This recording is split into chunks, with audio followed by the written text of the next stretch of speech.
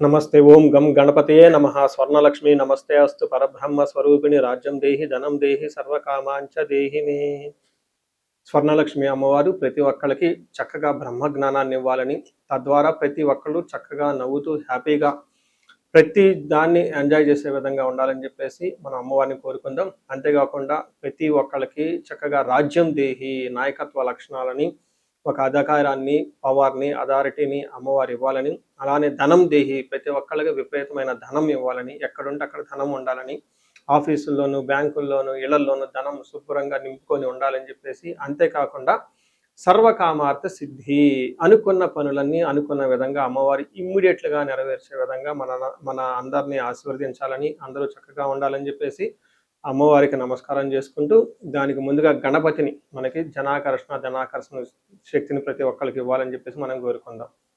ఈరోజు టాపిక్ మనం చూసుకుంటే గురువు మారుతూ ఉన్నారు. ఎప్పుడు మారుతూ ఉన్నారు? జూన్ 2వ తారీఖున గురువు మారుతూ ఉన్నారు. అయితే ఏంటి, నాకు లాభం ఏంటి, గురువు మారితే ఏంటి, దానివల్ల నేను నాకు అసలు ఏంటి అని మనం ప్రతి ఒక్కళ్ళు ఆలోచించుకుంటూ ఉంటాం. గురువు వచ్చేటప్పటికి 5 రకాల 6 రకాల ముఖ్యమైన పనులు చేస్తూ ఉంటారు. గురువు చాలా రకాల పనులు చేస్తుంటారు. ముఖ్యమైనవి మన ఇండివిజువల్ లైఫ్లో మనకి ప్రభావం చూపించేది ఫస్ట్ వచ్చేటప్పటికి ధన సంపాదనలో ఐశ్వర్యం కావాలంటే గురువు యొక్క అనుగ్రహం మనకు ఉండాలి. రెండోది సంతానం, పిల్లలు చక్కగా ఉండాలి, వాళ్ళు చదువుకోవాలంటే గురువు యొక్క అనుగ్రహం మనకు ఉండాలి. తర్వాత మనకి జ్ఞానం, అద్భుతమైన జ్ఞానం మనకు ఉండాలి. ఓకే, మనం చేసేది మంచినా చెడునా దాని గురించి లోతైన అవగాహన ఉండాలి. మనం చదువుకున్న జ్ఞానం మనకు ఉపయోగపడాలంటే గురువు యొక్క కృప మనకు ఉండాలి. అంతేకాకుండా ధర్మచింతన, మనం ఫాలో అయ్యేది కరెక్ట్ మార్గంలో ఉన్నామా, లేదంటే సన్మార్గంలో ఉన్నామా, లేదంటే తెలవకుండా వేరే మార్గంలో ఉన్నామా, రాంగ్ గైడెన్స్లో ఉన్నామా, రాంగ్ ఇన్ఫ్లుయెన్స్తో ఉన్నామా, ఇలాంటి యొక్క అన్ని విషయాలు మనకి గురువు ద్వారానే తెలుస్తుంది. ధర్మచింతన అంటారు. అంతేకాకుండా దైవభక్తి, టీచింగ్, ఇలా రకరకాల విషయాల్లో బంగారం, జ్యువెలరీ మనకి ఎలా ఉంటుంది ఏంటి, ఇలా ముఖ్యమైన యొక్క అంశాలు ప్రతి ఒక్కళ్ళ జీవితంలో గురువు మారటం ద్వారా మనకు ప్రభావితం చేయబోతుంటుంది. ఇది అయితే ఈ గురువు మార్పులో ఇంకా 2-3 ముఖ్యమైన ఇంపార్టెంట్ పాయింట్లు తెలుసుకోవాలి. ఫస్ట్, గురువు మిథున రాశిలో నుంచి కర్కాటక రాశిలోకి మారుతూ ఉన్నారు.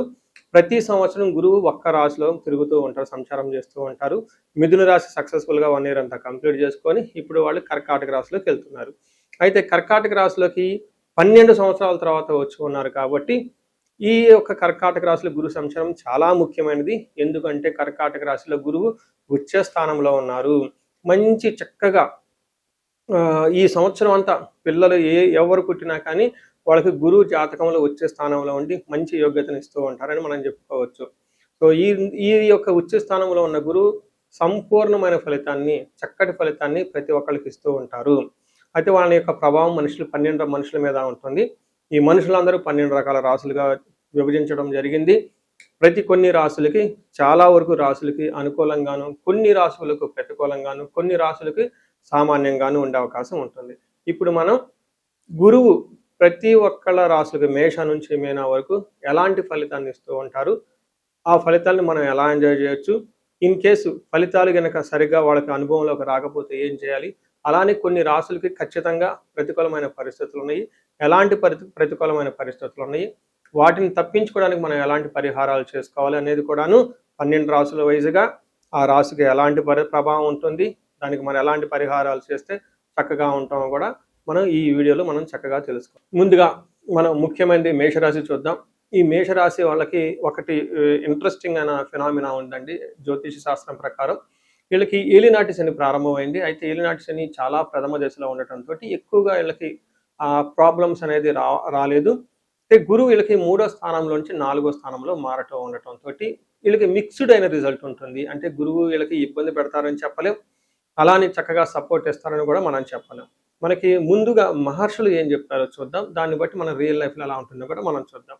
గురువు వీళ్ళకి 4వ స్థానంలో ఉండటంతో ఏమవుతుంది, మన ఫస్ట్ మహర్షులు సంస్కృతంలో ఏం చెప్పారో చూచి, యాచనం బుద్ధి చాంచల్యం తేజోహాని ధన వ్యయం దేశత్యాగం చ కలహం చతుర్థ స్థానికే గురువు అంటారు. అంటే 4వ స్థానంలో కనుక గురువు ఉంటే ఏమవుతుంది, యాచనం, అప్పటిదాకా మీరు చక్కగా డిగ్నిటీగా ఉండి ఎవరిని ఏ ఒక్క విషయంలో కూడా ఎవరిని సపోర్ట్ అడగకుండా దర్జాగా డిగ్నిటీగా ఉన్న మీరు కొన్ని సందర్భాల్లో మీకు ధనం అవసరమయ్యి వేరే వాళ్ళని అడగవలసి వస్తుంటుంది, వేరే వాళ్ళ యొక్క సపోర్ట్ మీకు కావాల్సి వస్తూ ఉంటుంది.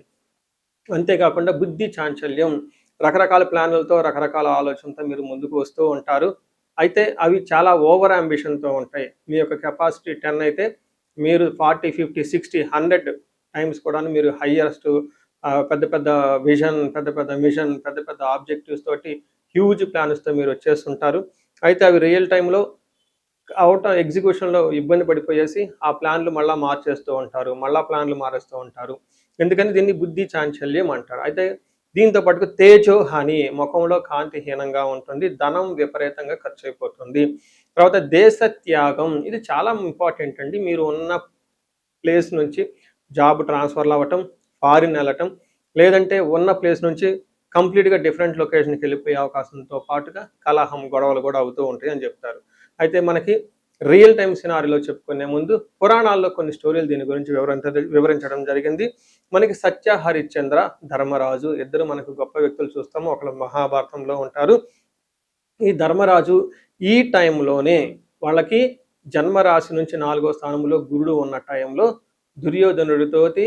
దుర్యోధనుడితోటి పాచికలు ఆడి తన రాజ్యాన్ని జోదం ఆడి తన రాజ్యాన్ని కోల్పోవడం జరిగింది. అక్కడ నుంచి అడవులకు వెళ్ళిపోయి ఉండటం జరిగింది. ఇదే విధంగా సత్య హరిశ్చంద్రుడు కూడా ధర్మబద్ధంగా ఆయన చక్కగా తన రాజ్యాన్ని పరిపాలించుకుంటూ ఉంటే ఎవరెవరో బెట్టింగులు పెట్టుకొని ఇంద్రుడు వేరే వాళ్ళంతా పాపం ఈయన మీద బెట్టింగ్ పెట్టేసి వాళ్ళల్లో ఎవరు గొప్ప అని వాళ్ళ పంద్యానికి సంబంధించి ఈయనకి అష్ట కష్టాలు పడిపోవాల్సి వచ్చింది.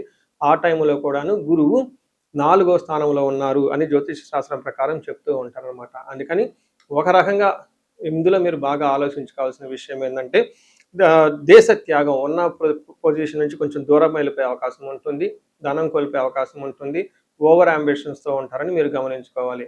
ధర్మరాజు ఎందుకు ఓడిపోయాడంటే ఓవర్ కాన్ఫిడెన్స్ తోటి అనవసరంగా జోదానికి వెళ్ళిపోయేసి కోల్పోవాల్సి వచ్చింది. చిన్న చిన్న వాటికి కూడాను.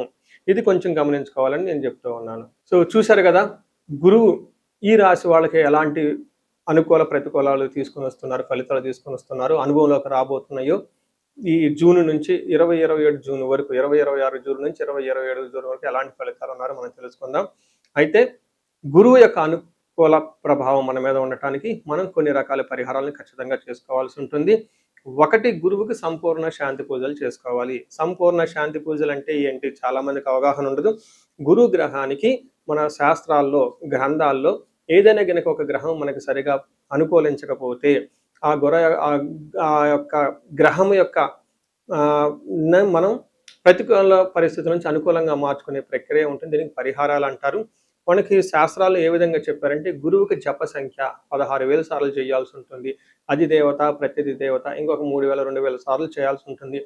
సుమారుగా గురుగ్రహానికి ఇటు అటుగా ఒక 20,000 సార్లు జపం చేయాల్సి ఉంటుంది. అలానే గురుగ్రహానికి తర్పణం చేయాల్సి ఉంటుంది, గురుగ్రహానికి దానం చేయవలసి ఉంటుంది, గురుగ్రహానికి హోమం చేయవలసి ఉంటుంది. ఇలా ఈ 4 రకాల ప్రక్రియలను ఎవరైతే చేస్తారో గురుగ్రహ సంపూర్ణ శాంతి పూజలు అంటారు. అయితే ఇండివిజువల్గా వాళ్ళు చేసుకోవటం కష్టం కాబట్టి సద్బ్రాహ్మణుల్ని, దేవాలయాలు ఉన్న పండితుల్ని, లేకుంటే గురువు యొక్క మంత్రాన్ని తీసుకొని వాళ్ళు కొన్ని లక్షల సార్లు, వేల సార్లు ఉపాసన చేసి చక్కగా సాధన చేసిన వాళ్ళ దగ్గరికి వెళితే ఆ మంత్రం వాళ్ళ ద్వారా సిద్ధించి గురువు యొక్క అనుకూలం మీకు అనుకూలంగా ఉంటుంది. ఇది కాకుండా గురువుకి సంబంధించిన దేవాలయాలు అంటే మేధా దక్షిణామూర్తి కానివ్వండి, లేదంటే హయగ్రీవ సంబంధించిన దేవాలయాలు చక్కగా విజిట్ చేయటం చాలా మంచిది. ఇంకా ముఖ్యంగా గురు గ్రహం యొక్క శాంతికి మీరు ఆశ్రమాలు చక్కగా విజిట్ చేయొచ్చు. భగవద్గీత, పురాణాలు, వేదాలు, వేదాంతాలు, ఇలా యాన్షియంట్ స్క్రిప్చర్స్, పురాతనమైన గ్రంథాలను తెలుసుకొని అర్థం చేసుకుంటే చాలా బాగుంటుంది. గురుగ్రహ శాంతి గురించి ఇంకొకటి ముఖ్యమైనదంటే మీకు చదువు చెప్పిన గురువుల్ని వాళ్ళ దగ్గర ఆశీర్వాదం తీసుకోవడం చాలా ఇంపార్టెంట్. సాధువుల్ని, తర్వాత మీ ఇంటికి ఎప్పటి నుంచో అనాదిగా ఉన్న పురోహితులు, బ్రాహ్మణులు, వాళ్ళు మీకు మంచి చెడు చెబుతుంటారు. అలాంటి వాళ్ళని మీరు సత్కరించడం, గౌరవించటం, వాళ్ళకి దక్షిణలు ఇవ్వటం, ఇవన్నీ చేస్తే గురువు యొక్క గురు గ్రహం యొక్క అనుకూలం మీకు అనుకూలంగా ఉంటుంది. అంతేకాకుండా గురువు యొక్క అనుకూలమైన పరిస్థితులకి గురువులకు సంబంధించిన దత్త చరిత్ర చదువుకోవటం ఇంకా చాలా బాగుంటుంది. ఇంకా మీరు ఆశ్రమాలలో కనుక కొన్ని రోజులు కనుక టైం స్పెండ్ చేయగలిగితే అక్కడ యోగా చేయటం, మెడిటేషన్ చేయటం ఇవన్నీ చేస్తూ ఉంటే గురు గ్రహం యొక్క బలం పెరిగి ఇప్పటిదాకా మనం చెప్పుకున్న పరిస్థితుల్ని చక్కగా ఇంకా మంచి అద్భుతమైన రిజల్ట్ వచ్చే అవకాశం ఉంటుంది. ఇన్ కేసు ప్రతికూలమైన పరిస్థితులు ఉన్నా కానీ ఆ ప్రతికూలమైన పరిస్థితులను అధిగమించి చక్కగా లైఫ్ అంతా ముందుకెళ్ళడానికి అంత అవకాశం ఉంటుంది. ఈ సంవత్సరం ఈ గురువు యొక్క కర్కాటక రాశిలో ఉన్నంత వరకు 12 రాశుల వారికి చక్కగా అష్టైశ్వర్యాలు కలగాలని, భోగభాగ్యాలు కలగాలని చెప్పేసి, చక్కగా ఉండాలని చెప్పేసి నేను కోరుకుంటున్నాను. నమస్తే.